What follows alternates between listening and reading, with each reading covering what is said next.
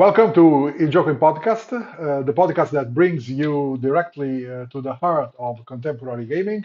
I'm Riccardo Scaringi, and today we have a truly special guest. If you ever wondered what happens when a designer decides to do a complete spring cleaning to strip away everything unnecessary and focus on the pure essential, then you need to know Yochai Gal. There is the creator of Cairn, a game system that has revolutionized the fantasy role-play game, thinking in just a few elegant pages. Cairn isn't just another Dungeons and Dragons clone.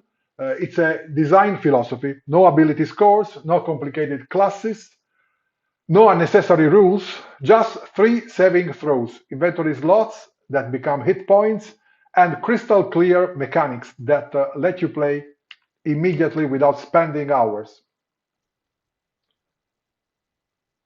I have to restart again Okay. That's okay. because I haven't enabled the audio. Okay.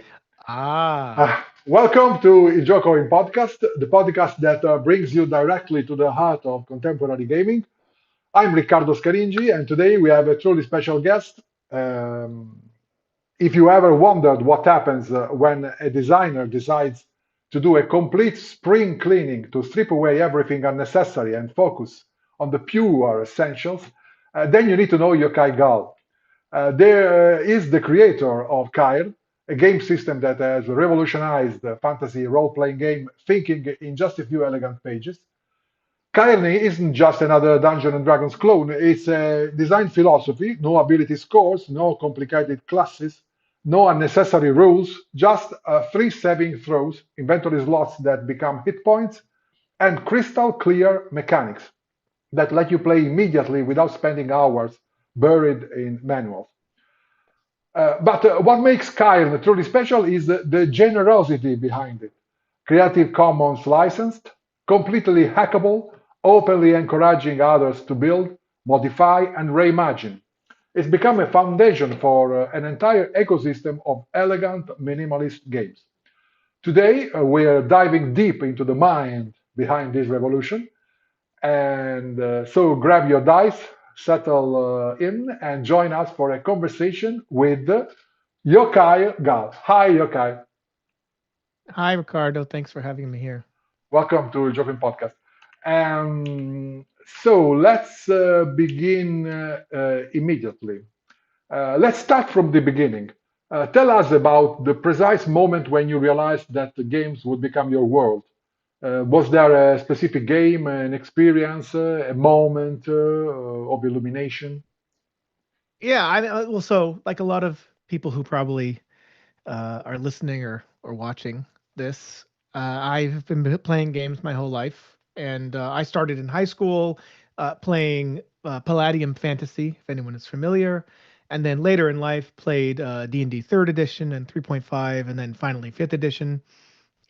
Eventually, I got sort of frustrated with how long combat took in Fifth Edition and how long character generation took and the kinds of stories that were being told. And I started looking elsewhere. So I started looking a little bit in the more story game world, specifically Dungeon World, which is powered by the Apocalypse system. Mhm. But that didn't quite get me where I wanted to go. I was very involved in Dungeon World for a number of years. I did a lot of development in that space and still felt like there was an itch I couldn't quite scratch. And eventually came across a number of old school games, such as Knave, Into the Odd, uh, the Black Hack, Maze Rats. All there's a lot of them. Yes. And after playing back and forth with more crunchy systems, crunchy in this case just means a little more complicated to play, but it's really up to the person. Like one person's crunch might be another person's rules light. So I say that knowing full well that everyone will have a different idea of what crunch means here. But I was playing OSE, which at the time was called BX Essentials, which is basically just old D&D, and I was frustrated with the classes and the kind of confinement I felt from those, as well as by a lot of the mechanics, which for people like me who aren't great at math were frustrating, and which turned me on to games like the Black Hack, which uses roll under systems. And I mentioned Into the Odd earlier as well. That was also a kind of awakening experience to play Into the Odd. And I just, at some point, thought to myself, why can't I have the simplicity of Into the Odd, but in a fantasy settings? Why couldn't I have the things I like about Into the Odd and in a fantasy setting? And Knave was already there. Knave by Ben Milton of Questing Beast was already there. It used inventory in a way that I thought was very interesting. There was no classes. You could get a spell book and suddenly you're a wizard, or get a bow and suddenly you're an archer. And I really liked that fluidity that you could take Mhm. advantage of in that system. But it was BX derived, so it did have some of the mechanics that for me were just a little too much. I didn't need roll to hit or roll to avoid. I just wanted combat to be fast and deadly. Um, and eventually decided, hey, why don't I mix Knave and Into the Odd together and make a sort of hybrid. So I did that, and most of the rules were not mine. They were rules I took from other places. There was a couple original mechanics. The idea of taking fatigue and having it use up an inventory slot, that was mine. Essentially, the idea was you could read a spell book and cast a spell as many times as you wanted, but each time you did, it took up a space of inventory. That was the penalty for casting spells. And I really liked that as a concept. So once Cairn First Edition came out, I played it for about 3 years, just as my only game I was playing, and eventually thought, hey, I could improve this a little bit. I could flesh out some of the world and setting. I could come up with all these great tools that I know people could use, and that became Cairn's Second Edition, which is very different from the first in terms of presentation and Mhm. resources. And I mean, the first edition of Cairn is only 24 pages long. Cairn's Second Edition is about 90 pages for the player's guide and 200 pages for the warden's guide. Of course, the 90 pages in the player's guide, only about 20 pages are the rules. The remaining, 70-ish pages are all backgrounds. There, which I took from Electric Bastion Land as inspiration, which is another Into the Odd game. So I'm saying a lot of things here, but the moment for me was wanting to play the Dolmenwood setting from Necrotic Gnome, the people who make Old School Essentials. I had their they had these zines called Wormskin that were the kind of setting that the Necrotic Gnome folks were making, and I really liked it a lot, and I wanted to play in that setting. So I thought, well, Into the Odd, Knave, together I can play in this setting with my preferred rule system. And I can talk more about why it's my preferred rule system, but the moment for me was wanting to play in Dolmenwood and not being able to with the system that I liked, which at the time was Into the Odd. So that's a roundabout way of saying it was Dolmenwood around 2019. Cairn feels both ancient and modern simultaneously. How do you balance OSR sensibilities with contemporary game design insights? Well, so I think if you look at the OSR, Mhm. it's sort of a movement to bring back an age that never was. I mean, I wasn't alive. I mean, I was alive, but I wasn't playing D&D in the 70s and 80s. I do appreciate why folks have a nostalgia for it, because at the time there wasn't a Mike Merles or a Ben Milton or Kelsey Dion. There wasn't a person on YouTube you could go to and listen to them talk about how to play the game. There wasn't that. Everyone had a copy of the D&D manual, and that's all they had. That's the only connection to the rules that they had. And so they had to kind of make up their own rules as they went, and they developed their own play style. And so I think because of that, people today look back on that time nostalgically because they can kind of insert whatever experience they want, since there wasn't a consistent experience across the board. Mhm. I mean, yeah, at conventions and in some of the modules, you can get a little bit of an idea of what they were playing at, but I really think the OSR in and of itself is a new phenomena. It's the things it says it cares about aren't things that mattered universally in the golden age. So I see the OSR as sort of a new thing. And the Mhm. period in which I entered the OSR was about 2017, 2018. which was to me the kind of tail end of the golden age of Google Plus, where we had all these incredible creators just working together and collaborating and putting stuff out for free. It really do it yourself, DIY aesthetic. And um, I came into the OSR loving that part of it. But what I really appreciated, besides the do it yourself kind of attitude, was that there was an emphasis on rulings, not rules, emergent narrative. You sort of play to find out, as the story gamers would say. I liked the answer is not in your character sheet. That specifically, I remember running a game of actually it was a game of Dungeon World. I made a hack of Dungeon World called One Shot World. It was my own hack, and I was running that game, and I remember one of my players had said, "There's just too many options here, and I don't want to look at this." And I remember that experience later when I played old school games, thinking, "Oh yeah, I don't need to look at my character sheet only for like inventory, but really I don't need to push a button to do a special move. The special move is my brain." So I really like this idea of player skill over character skill. Like you will succeed most of the time if you're smart. It doesn't matter how powerful you are. If you're smart, you'll succeed because you won't engage in things that are not meant for you. The world is not balanced. The world is not for you. In a lot of other games, like traditional games, like fifth edition of D&D and other games, the world is made for the characters. It's waiting for the characters to show up. That is not how it is for me in my old school games. The world doesn't care about you. You're in it, and hopefully you'll survive. And I think actually, if I had to pick one thing that was the most important mechanic that kept all this going, is lethality, how dangerous the games are. I think you have to have danger to get people to think critically. And you really can't do it without that. I have not myself felt the satisfaction that comes from solving a problem using critical thinking without the point of the spear at my back. And um, I just think that's absolutely necessary for the kind of play I want. So, uh, yeah, I guess this is a roundabout way of me saying the OSR attracted me because of these various elements. And you can see most of these in David Perry and Ben Melton and Evelyn M. and a few others put together this document called the oh man, what's it called? I'm forgetting what it's called now. It was a Time's document out. highlighting. No, it's okay. It was you know what?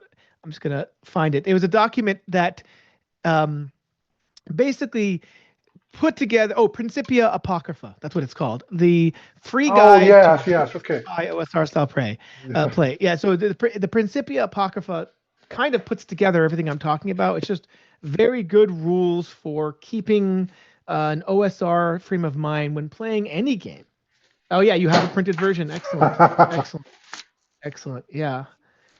So I love that guide. I think it's generally I agree with almost everything in it.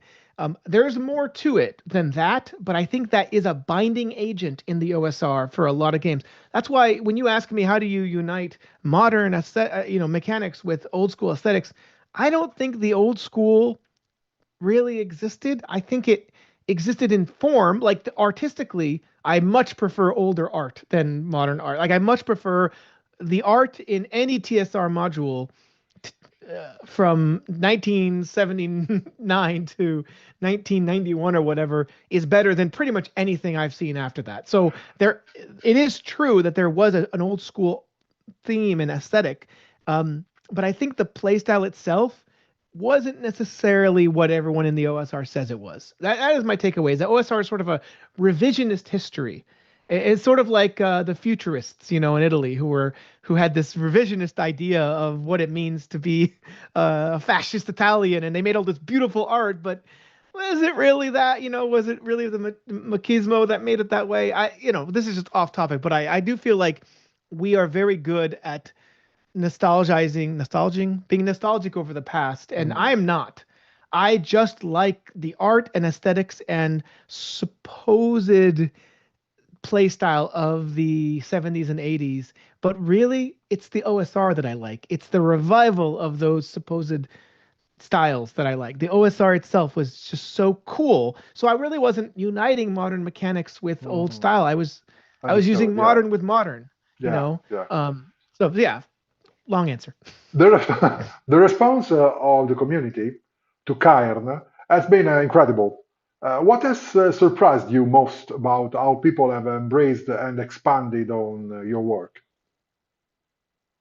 Well, I really like when people write adventures for it because I think a system is only as good as its adventures. There are so many systems out there and then they don't get supported. So to me, the fact that people make adventures and good adventures at that, for Karen really makes me feel a deep sense of satisfaction. So I was surprised at that sort of response. What I really like is that people are willing to give it a chance if only because it's free.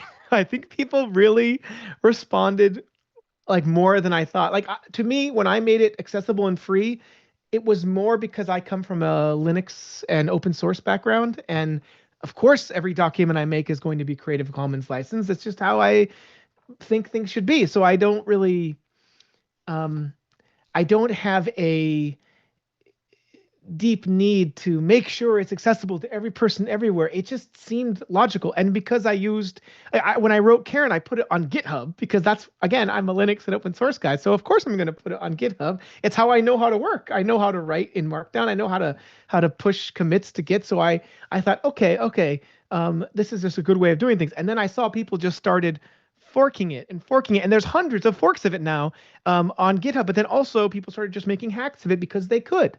And I think the first big one I remember was Rune Cairn, which is like I guess a Colin Lasser wanted to write a Dark Souls inspired Viking game and said, hey, these mechanics work for me. Now I don't have to make up new mechanics as much. And I think less that it's free and more that it was open source is what people were attracted to as designers. But then as players, people are more attracted to the fact that it's free or really cheap. You can get it from Amazon. In fact, it was an Italian man. Uh, uh, I have an Italian friend who I put it on Amazon and he had it in his hands the next day before I did. He had a print copy of the English version in Italian. I couldn't believe it. I couldn't believe that it was across the world in less than 24 hours. And it's like $4 with Amazon Prime. So I guess I was more surprised in is just how readily people accepted it, and all I really had to do was make it open source and free. Um, yeah. What was the hardest part about creating Cairn? Was there a mechanic or a concept you struggled with? Something that took multiple iterations to get right. Well, I can say in the first edition, I experimented a lot with different inventory sizes. I went up and down. I made him so right in Karen you have 10 inventory Oh, slots, by the way, you abstract have inventory. you have another fork right now of I Cairn. do. Oh yeah, I have you just just made a forked it. I fork. Yeah, see. Nice. Thank you. Thank you. I didn't Uh, know uh, that it's on GitHub. So yeah. It's there's you can go to like Liminal Horror, which is like the Cthulhu Call of Cthulhu style hack of Karen, which is a big uh-huh. one. And the original website was literally just a fork of the Karen I website. It have looked that exactly one. the I have same. a Living Order. Yeah. Yes, I Yeah, played. well, it's cool because they were able to just have their own version up like that. I mean, literally, they just rewrote it and boom, it was up. And that was the whole point. Like that's what I wanted to happen. Okay. And so to So get to your mechanics question, originally I played around with inventory slots a lot. Right now in Karen there are 10 inventory slots, and I messed around with 12, with letting it change depending on a stat, all these different things, and eventually I settled on just 10. And I think it was more important to just pick something rather than uh, letting it be more fluid, because once I made a decision, then all I had to do was explain it to people. And so many people say like, why this? Why not that? And it's because it's abstract. It's just abstract. You have 10 slots, deal with it. That's just how the game works. Doesn't work for everybody, but that's to me was very important. Another big mechanic that I struggled with was how to do magic. For a while I played around with HP with hit protection, taking away losing hit protection when you cast a spell. I played with that, but I eventually settled on turning it into a inventory slot, which was somewhat inspired by Mouse Ritter, which has Mm. conditions as inventory, which is very similar, but it doesn't have fatigue, but it has um, like diseased or something as an inventory, and I really like that idea. In the second edition, I spent a really intense amount of time, a lot of time, and focus on the dungeon crawling rules because people wanted to have a procedure, and I took some inspiration from what's known as the hazard die, which is Brendan S. from Necropraxis popularized.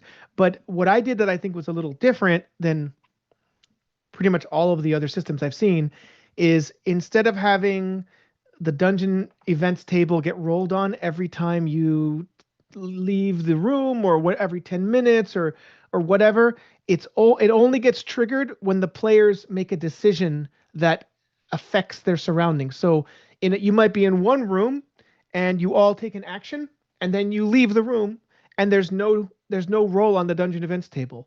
But if you turn a crank to set off a puzzle, or if you make a big loud sound, or if you run really fast through a room, or if you do something that otherwise disturbs the dungeon itself, then you roll. So the economy of dungeon crawling in Cairn Second Edition is all based around time and what you choose to do with your time. And it's not just an arbitrary 10 minutes. It's you made an action and you have to face the consequences. So now when I run games, I can say to players, okay, you have 3 actions available to you.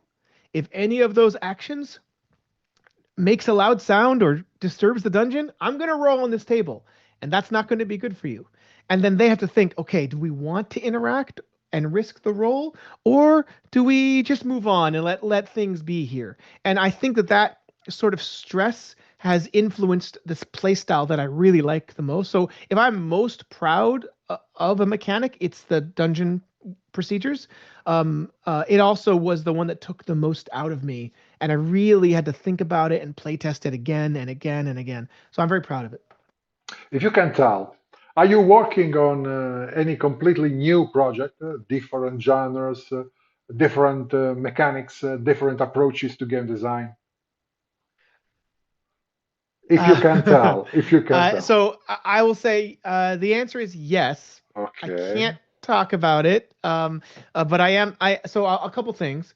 I recently started I quit my job as a computer person, and now I'm a publisher full time. So I'm helping people publish games, or I should say, adventures for Cairn, and also hacks of Cairn. So for example, I'm helping publish a space hack of Cairn right now, and in both of these places, I do a lot of developmental work with the clients. So I'll sit there and go, I think this mechanic could work this way. I think you should think about doing it this way. So there's a little bit of that happening already.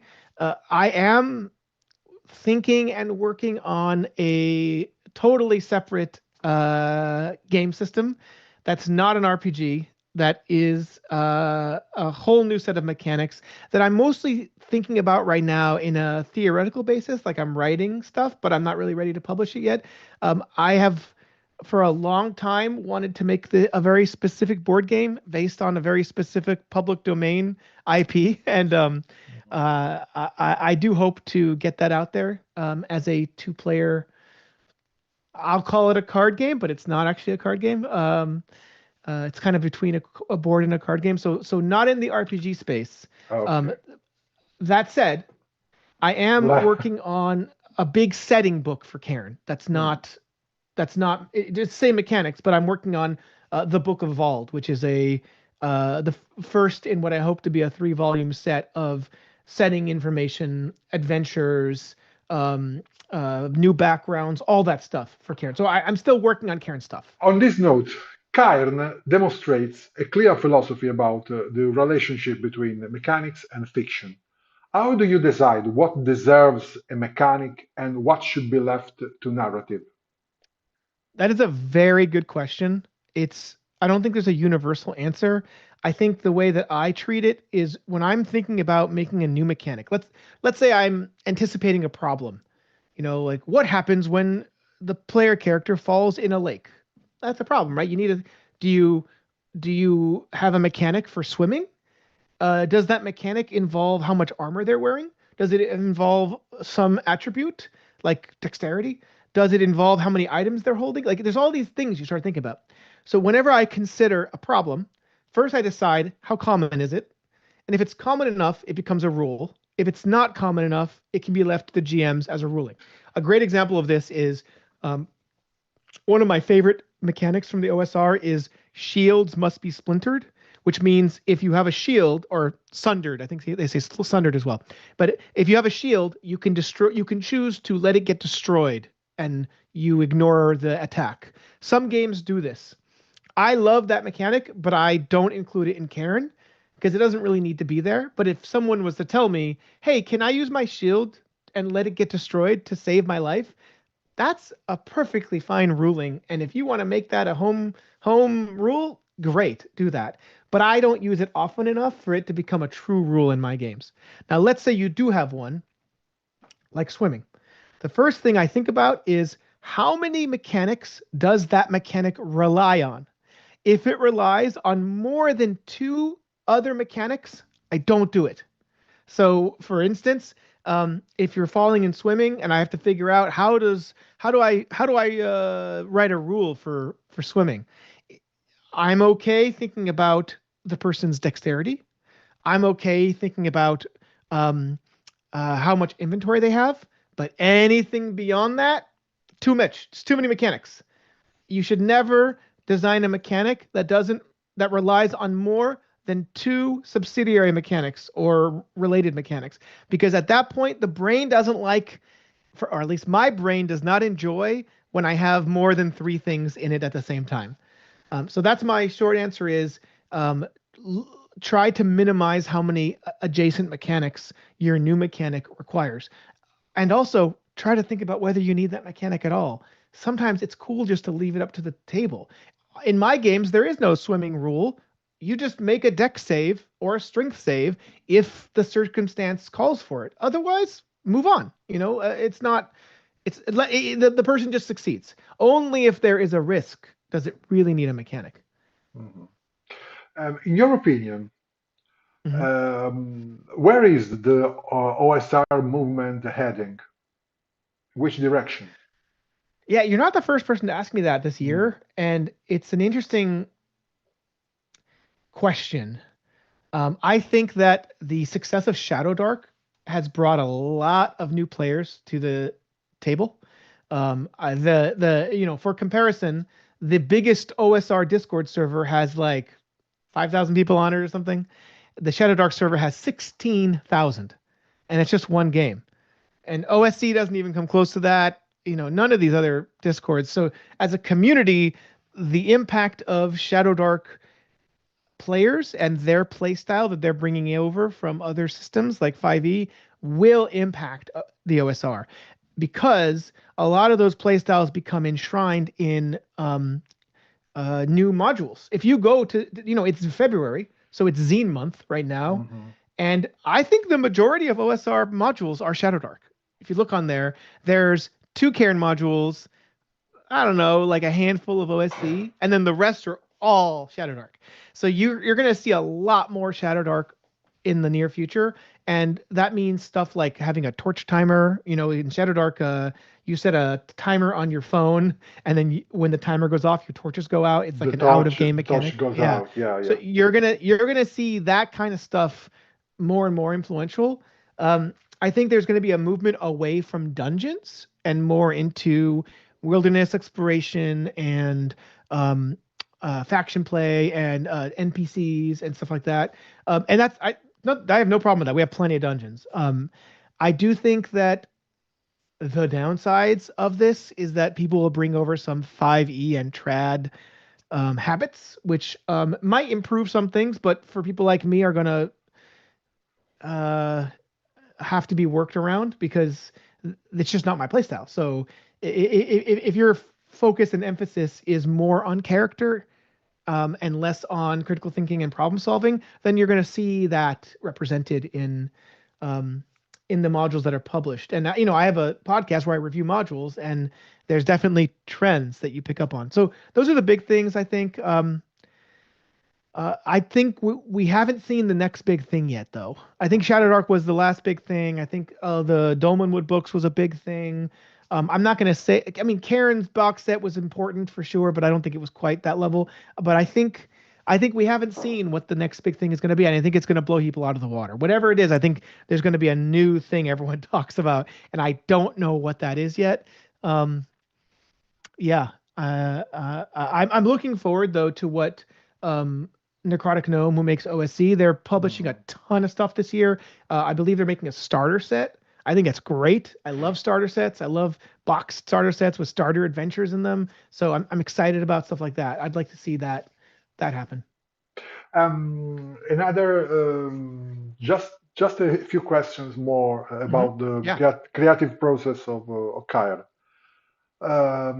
Let's talk about cutting. What's the most painful thing you cut from Mm. Cairn?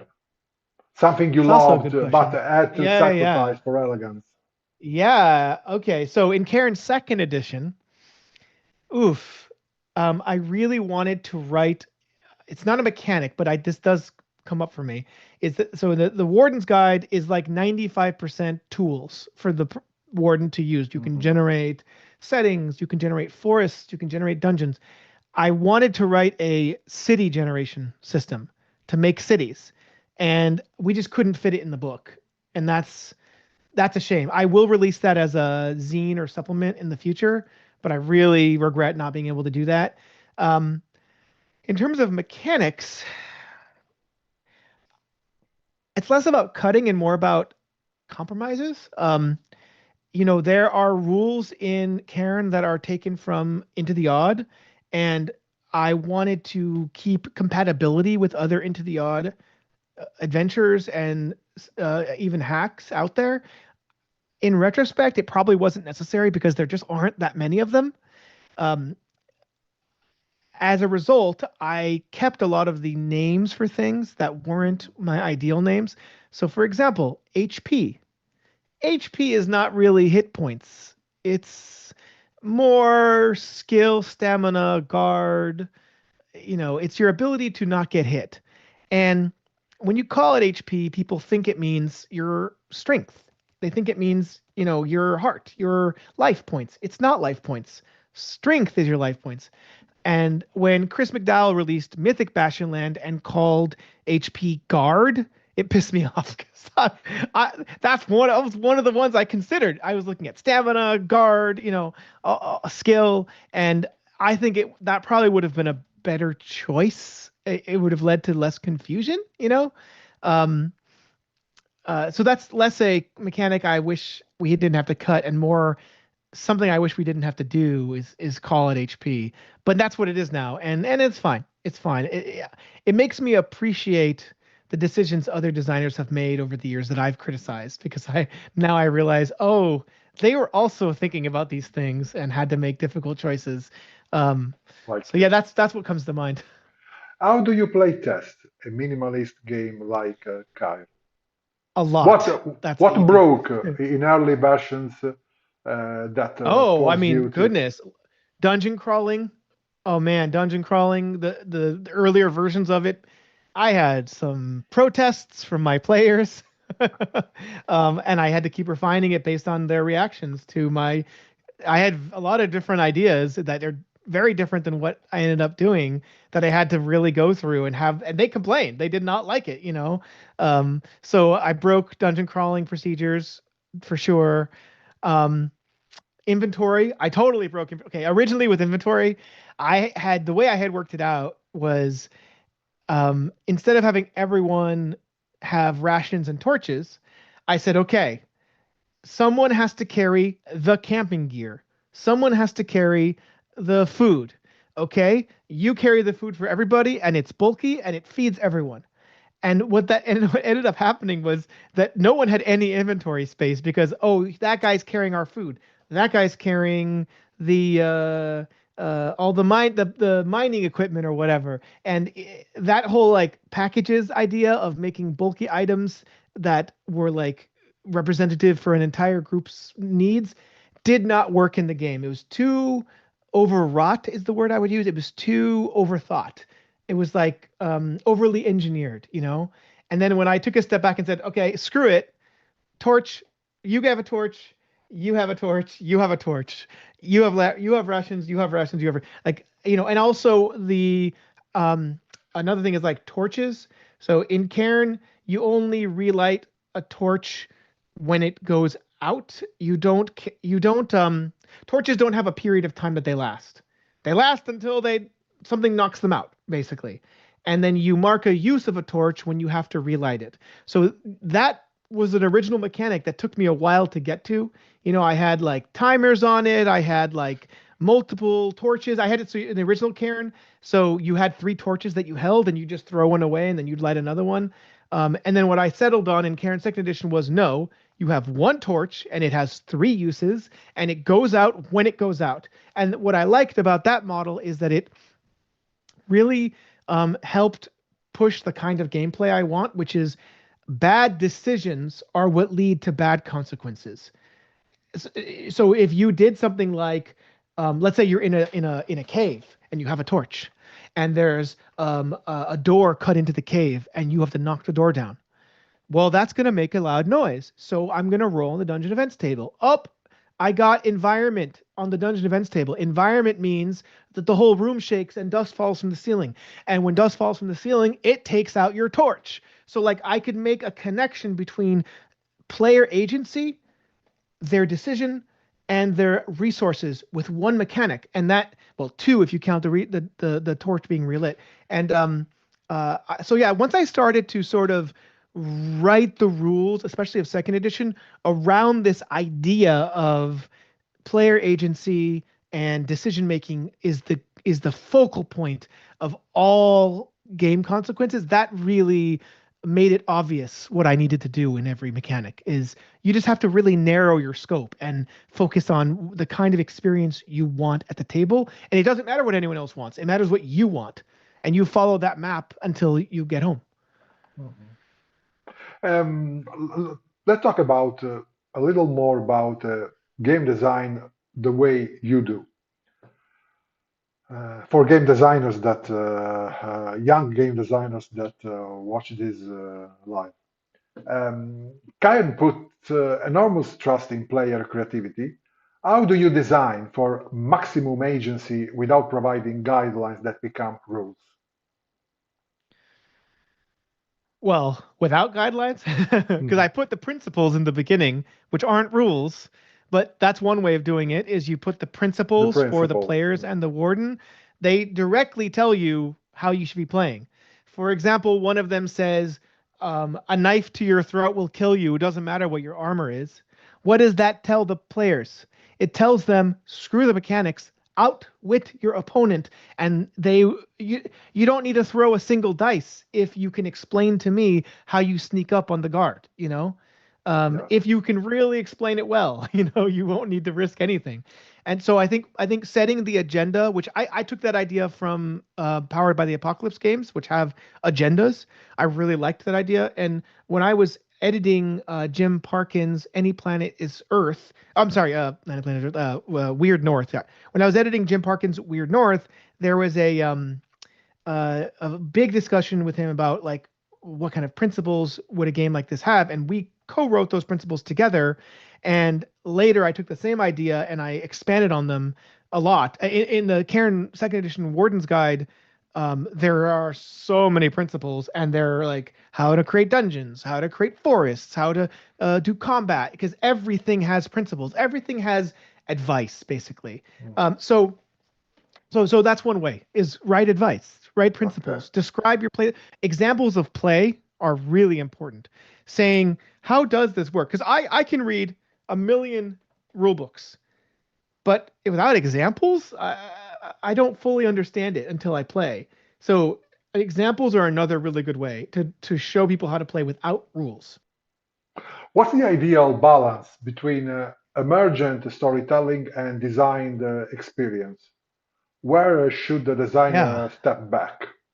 It's a good question because a lot of times my instinct is to Mhm. play very loose to like, hey, let's just see what happens. But I find it's more satisfying to prep a series of situations. Mhm. So what I will do, for instance, is um, a couple days before I'm supposed to run a game, I'll take an hour or two to just write out a lot of cool stuff, like to roll randomly on tables, however you Mhm. decide to prep. I create these different situations like, oh, I got this cool pyramid and it's also a trash heap and there's people using ropes to climb inside of the pyramid from the top. How can I use that? And I'll just write that down and then I'll do that 5 or 6 times and then I'll start to see patterns in the chaos. I'll see, oh, maybe the trash heap is downstream from this town I rolled, and maybe they're upsetting whatever lives in this pyramid that's covered in trash, and the people from the city are sending the players out to go investigate disappearances. So you do prep in a very dynamic way, and it will lend itself to playing in a very dynamic way.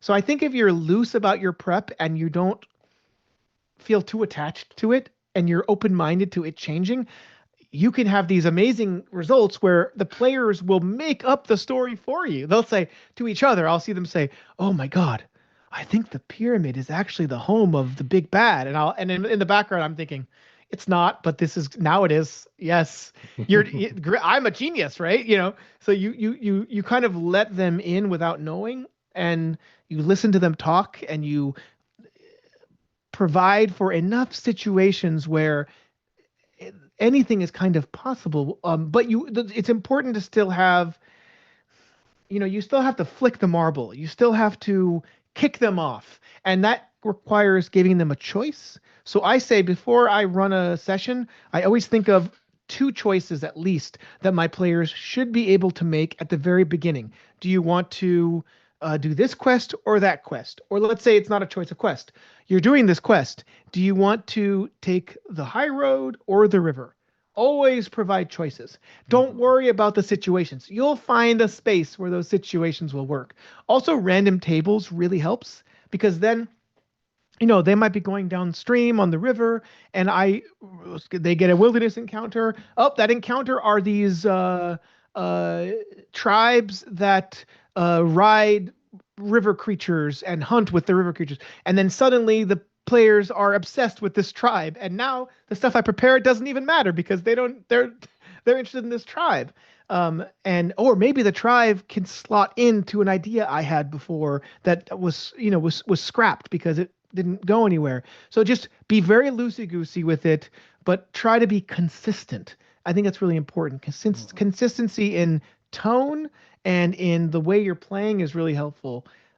I wrote about my method a couple times on my blog, newschoolrevolution.com, and there's one in particular called well, there's two. How I do play by post is one, and Let's Build a Forest is another, and then there's one more called uh, uh, Point Crawls and Emergent Play. Those three together are sort of my method for how I play, and the Point Crawls one shows examples of how I roll up all these random places, and then when the players start to imply that they're going to go to some of these places, that's when I'm like, okay, I got to write those up now. So you basically prep in advance, but get ready to throw it all away. And then uh, between the next two times you play, you just try to connect the dots as best you can. Mhm. You clearly care about how rules feel, not just how they function. What makes a rule beautiful versus a rule merely functional, in your opinion? Your method, your design. I think I'm most attracted to using very little to do a lot. So, like terseness and how far reaching those tight rules can be. So, for example, in Into the Odd, when you reduce, or when Chris reduced all of the 6 ability scores to just 3 saving throws, which he was inspired by Searchers of the Unknown, which is somewhat similar concepts in there. But when he reduced those three stats to just the three, when he reduced the six to just three, I think it has very far-reaching implications, and it's so simple. It's listen, you're only saving.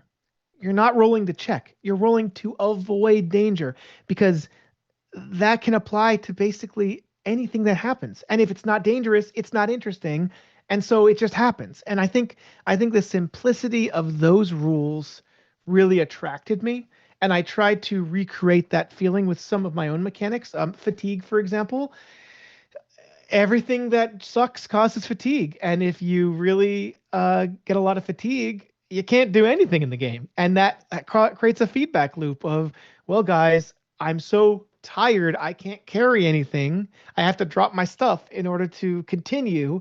It creates this sort of perfection, like it explains why wizards don't wear armor because armor takes up a lot of slots and they need those slots for fatigue and spell books, and that's that. I love that you can find justification for diegetic and narrative frameworks through simplistic mechanical structures because the human mind does that. The human mind wants order and it will find ways to justify any rules you create.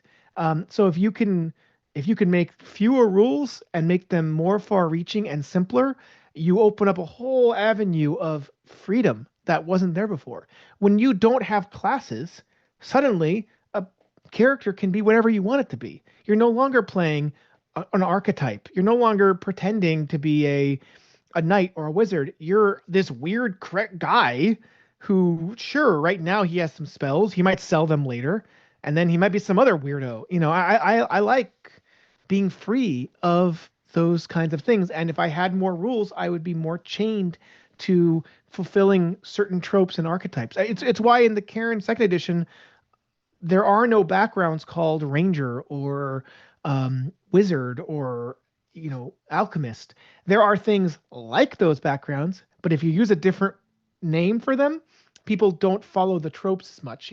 There's a reason why I called the alchemist style background an aurifix because it's a word I'd never heard before and sort of meant the same thing. Or why I call the ranger kind of character a fletchwind because fletchers are people who used to make arrows and fletchwind sounded cool. So I think if you hint at what it's about, but don't make it obvious. Don't. There's no wizards. There's scholars and scribes and those kinds of things, but don't be so explicit and people will break free of their boxes. Mm. Looking back at your design journey, what's your biggest I wish I'd known that earlier moment? Oh, that's a hard one. Mm.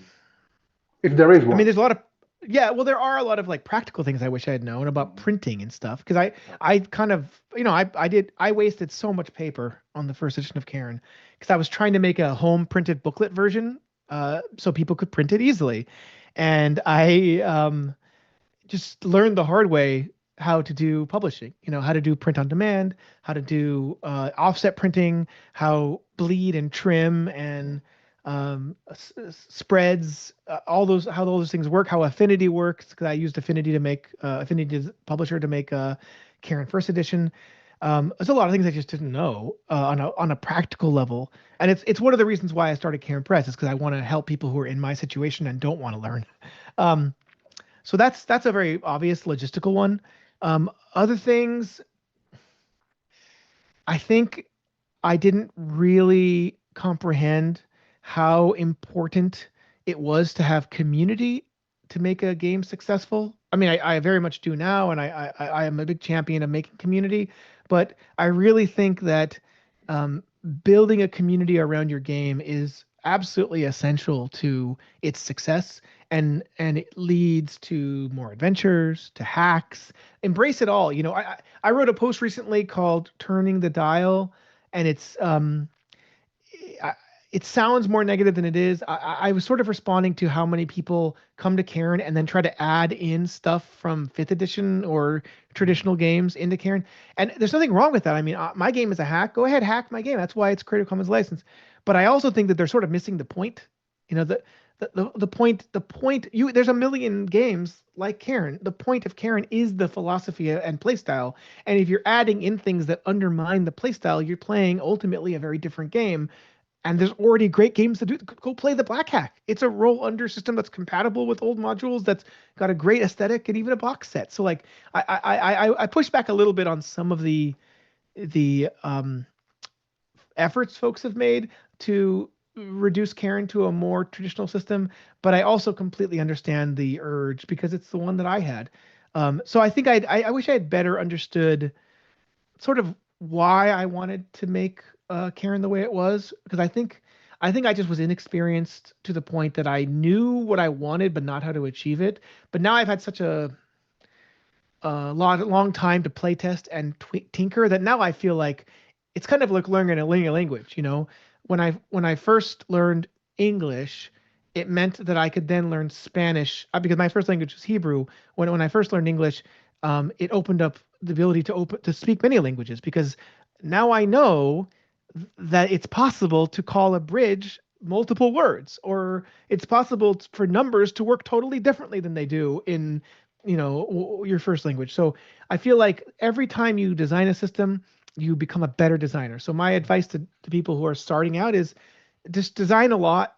If you find something you really want to take off, invest in community, invest in adventures. If the system supports those things. What completely non-gaming thing has most influenced your design philosophy? I don't know, architecture, music, cooking. Yeah, that's a good question. Well, I would say the number one influence on my writing, because I'm also a writer. I've written adventures. I wrote, a Jewish adventure called Beyond the Pale that is all about Jewish mythology, and I'm very proud of it. It's written for Cairn First Edition, if anyone's interested. It I was highly influenced by folk tales and how they're written. Folk tales don't waste any time. Folktales need to tell you who, what, where, when, right away. They don't spend too much time on character development. They spend more time on situations and the moral behind whatever story they're trying to tell. So I think I learned a lot about teaching morality and teaching story and like story writing. Those are in many ways influenced how I write adventures as well, because I try to provide a moral question. So, for instance, in the included adventure in the box set, Trouble in Twin Lakes, there's a moral question in it that I like to push on the players so I can see how they react. And I wouldn't have achieved that concise of an adventure without having read a lot of folk tales. And it's the same with the Jewish adventure Beyond the Pale. I read like 1,000 folk tales to be able to write them, including a lot of Italian folk tales, by the way. Which ones? But well, I have the collection that what's his face, not Echo, the other guy, Calvino. Italo Italo Calvino Calvino. wrote. Yeah, yeah, I yeah. have his. He has a collection of folk tales that I love. Yeah, That I I'm wrote. reading them right now. Yeah, yeah. I'm sure they're Very. better in Italian, but his his translated works were they're very punchy. They have a point. They are very Italian and so different than the He Russian and was Jewish very folktales that I fond do. of fairy tales. Folktales. I know. Yeah, Yeah. yeah. Yeah. No, he Um, was. Yeah. Go ahead. Describe the perfect Cairn session from your perspective. What makes you think, yes, Hmm. this is exactly what I designed this for? Yeah. Good question too. Um, well, first off, not more than 4 hours, please. um, I often it's my fault. It often goes way longer. For me, it is the feeling of the players engaging with the material in a way I did not anticipate, but was able to satisfactorily conclude. So I write a dungeon, they get to the dungeon, they engage with it, and things happen that I never could have imagined. You know, they set up a series of Rube Goldberg machines that uh, trigger a trap so that they don't get hurt. I love that stuff. I love when the player characters and via the players are um, doing things I can't anticipate and that I am subsequently able to answer appropriately. You Mhm. know, I don't like when I fall on my face, but so there's that. I really like when the plot that has been created by the actions of the characters kind of comes around. So let's say in one session they discovered a bad guy that got away at the end of the session, and then 6, 10 sessions later, that bad guy shows up at just the right time in a very organic way, and it through the actions of the players and their smart thinking, they're able to defeat the bad guy. I love that feeling of completeness because I know that in the OSR we like to pretend that we're not telling stories, but ultimately that is what's happening. The end result of play is a story. It's a The story, question is how do you get there, you know? yeah. So I like when there is a good story and we got there through player ingenuity and player decision making. That's a perfect session. Is like, oh, beautiful, you guys. That's great. Mhm. You have already answered this one, but I'd like you, if you would like to expand a little more. What would you tell someone inspired by Kaya who wants to create their own ultra minimalist system? You know, game design suggestions, common pitfalls to avoid. Yeah. Kill your darlings. Put away all the things that you think are the most important and be okay with getting rid of them. There are things that I really wanted to keep in some of my original writing, and I mentioned them earlier around inventory systems and stuff, and I became so obsessed with how certain things should be, and once you put those to bed, you realize actually I didn't need those to get what I wanted. And you'll know right away. You know, you'll know when you play test whether, oh, actually, I do need that thing. So kill your darlings is one. Cut, cut, cut. Always be ready to just cut stuff out. Cut stuff out. It can always be shorter.